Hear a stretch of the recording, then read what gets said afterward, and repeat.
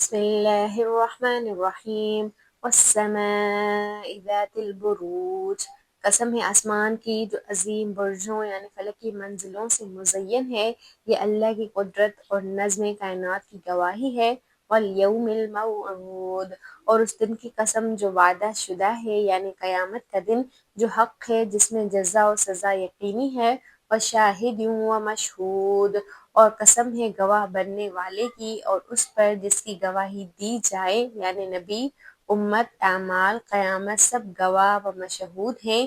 پہلی 3 آیات میں اللہ نے عظمت والے 3 گواہوں کی قسم کھائی تاکہ اگلی آیت میں جو ظالموں کا انجام بیان ہوگا وہ ان گواہوں کے تحت حق اور انصاف پر مبنی ہو۔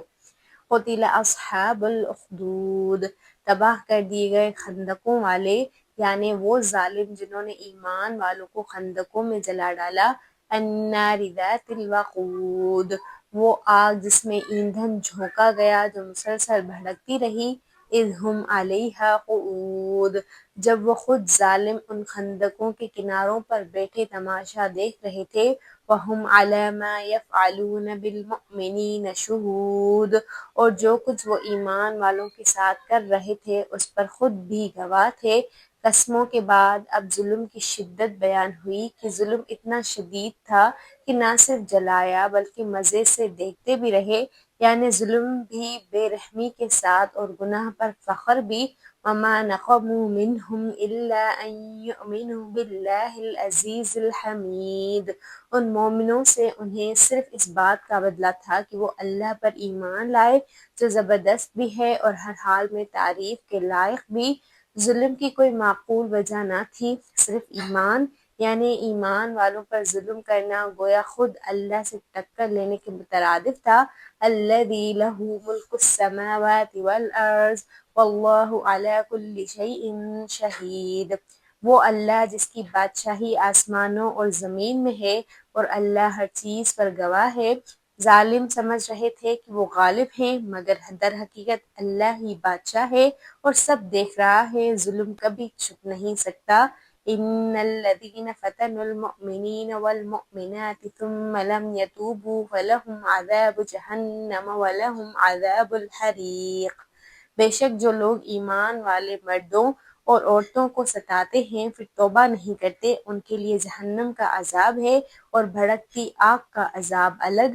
اب عدل الہی کی جھلک ہے کہ اگر وہ توبہ کر لیتے تو معافی ہو سکتی تھی، مگر انکار و ظلم پر اصرار انہیں دوہری سزا کا مستحق بناتا ہے۔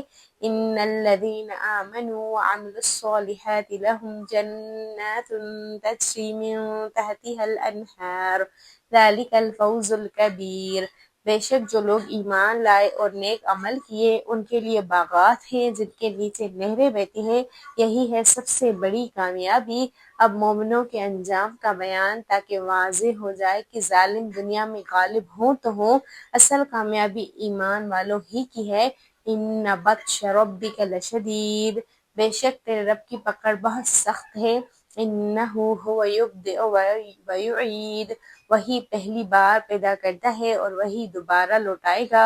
وہو الغفور الودود، اور وہی بہت بخشنے والا محبت کرنے والا ہے۔ ذو العرش المجید، عرش والا، بڑی شان والا۔